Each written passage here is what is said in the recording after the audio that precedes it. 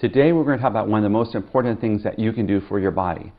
Sure, you can worry about red blood cells and white blood cells and all these things, but if you don't worry about your hydration levels, you're going to fall into the category of 70% of North America. 70% of North Americans are walking around chronically dehydrated. Not only does it impact their performance and their well-being, the reality is it's robbing them of true health. We are all fighting that phenomena called the grape to raisin, plum to prune phenomena. As we get older, we get more wrinkly. That's visible on the outside. But likewise, your brain and your tissues must be well hydrated. They need to be full. Otherwise, what happens is performance diminishes. I like to give the example of a car. If the radiator is only halfway full, it's going to start overheating. It's going to lack performance. Your engine is going to lock up and seize.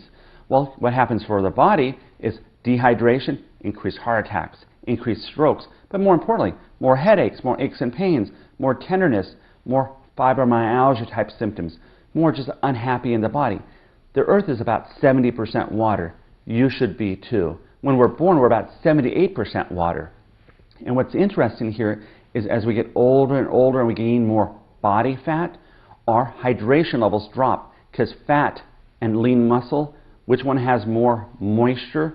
Well, lean muscle. So as we become a heavier and heavier society, dehydration is even more critical because your percentage baseline is lower. So lean body mass equals higher hydration. So if you're thinner, it's easier, all things being equal, to maintain your hydration. If you're a little heavier, what happens is, of course, your hydration levels are going to be more challenging to maintain. Sure, you should drink about 64 to 72 ounces of pure chemical-free water every day. But you also need those minerals. As a society, we've dropped our salt levels and intake because we say, well, salt's not good for us. Well, true to a degree, salt's not good for you, but at the same time, our iodine levels are lowering, but our electrolytes are lowering too. So we're avoiding our salt. What's happening? We're diluting ourselves. So when we do drink, we're either drinking empty calories, sugary drinks. What we want to be drinking is something that helps mineralize ourselves, helps deliver some of the water-soluble vitamins. So you drink water, what happens? Of course, input equals output, and your urination increases. Now you're losing more B vitamins. So you want to replace the B vitamins, you want to replace the minerals, which occur through that natural process. But you say, well, I drink distilled water, I'm fine. Or I drink purified reverse osmosis water. But the reality is, are you putting in the nutrients that are getting washed out every time you drink your water? So you might be doing the right thing up to a point, but hydration means water at the cellular level. It doesn't mean drink and go to the bathroom, drink, go to the bathroom. You want to make sure that your skin turgor, which is the inflammation levels and hydration levels, are good. So if you pull your skin up and let go, it should immediately bounce back. So once again, pull it up and let it down. And does it bounce back immediately? If not, it goes down slow. Not a good sign. It should be immediately resilient.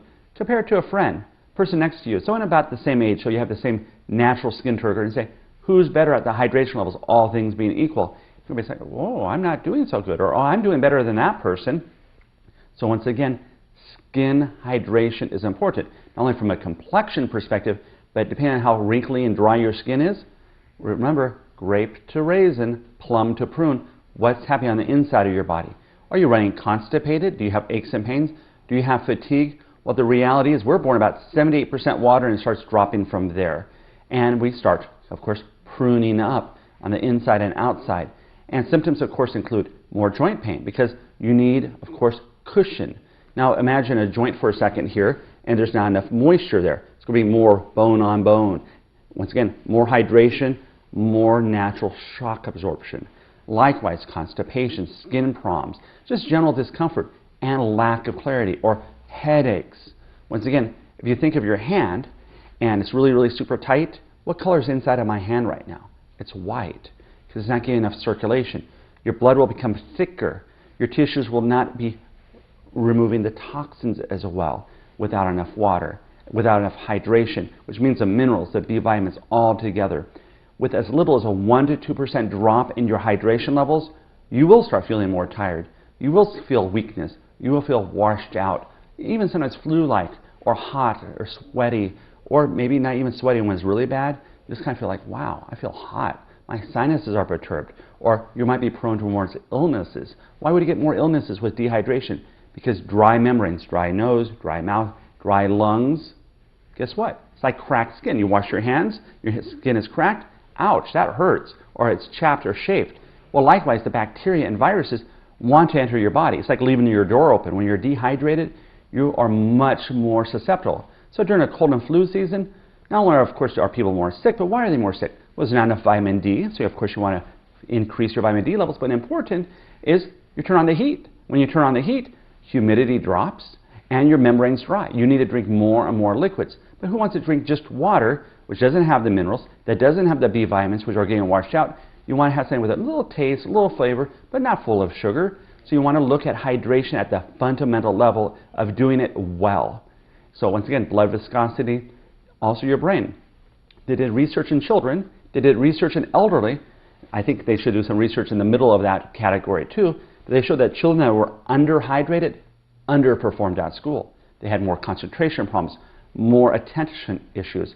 Make sure your children are drinking enough water and proper hydration. Likewise, they've done studies in nursing homes, and they actually worked on delirium and dementia and irritability, and they actually looked at hydration. As they rehydrated people, they felt better. Imagine that. It's a free gift. It comes from the sky, water. Once again, sunlight, same thing. Hits the skin, makes vitamin D. You have to look at the common sense aspects of what occurs in nature. Fresh fruits and vegetables, water, sunlight, and look at how do you feel your body at a fundamental level. Hydration is very critical. They've actually shown that it's a reliable predictor at concentration levels to look at dehydration. It's more dehydrated, all things being equal, the less concentration. So you're saying, Dr. Meletis, that if I hydrate myself better, I will probably feel better, I'm more likely to not have as many aches and pains, my bowels will move better, and I'll be more likely to think better? The answer is yes. I've seen over the last 15 years, first thing, ask any of my patients, I said, how much water do you drink? Oh, a couple glasses a day, and they're complaining about dehydration symptoms. They don't know they're dehydration symptoms. Oh, it hurts, it aches, this and that.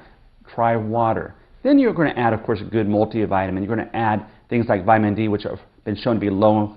But you want to look at those fundamental levels, and at the same time, you can rehydrate and do amino acids that support the brain, like acetyl L-carnitine or alpha-lipoic acid that protects the nervous system, and hydrate at the same time. Great. You can take more B vitamins in and hydrate at the same time.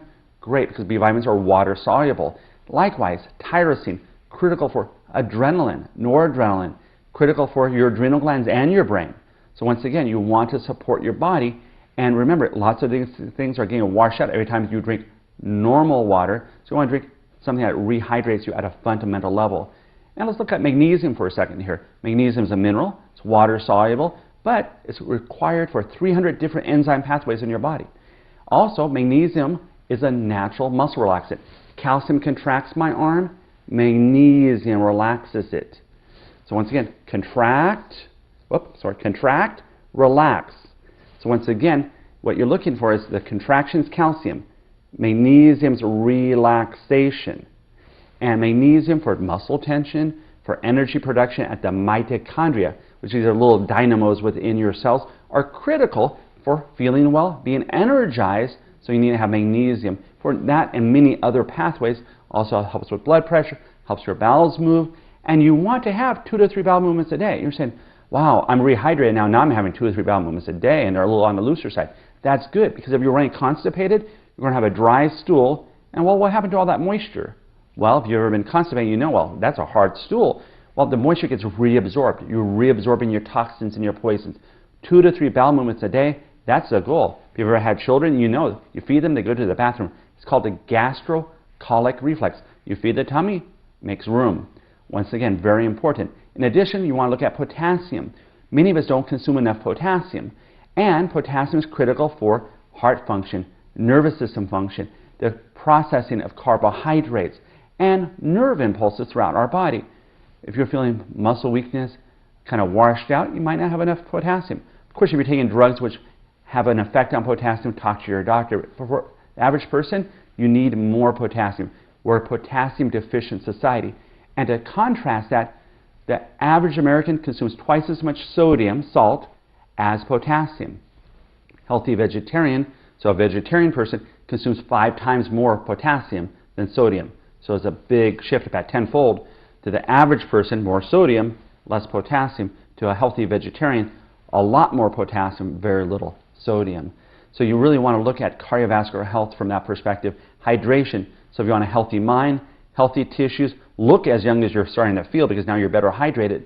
You have to look at replacing the minerals that you're losing, replacing the B vitamins you're losing, and making sure you're consuming a minimum of 64 to 72 ounces, getting your bowels moving 2 to 3 times a day, and notice the difference. Do it for a month, be faithful, and see the difference. It's simple, it's inexpensive, and once again, the earth is 70% water. You should be about 70% water. Work on your lean body mass, work on your hydration, and enjoy the wellness and vitality you can get from doing simple things and being proactive about your health, opposed to waiting until you have to be reactive.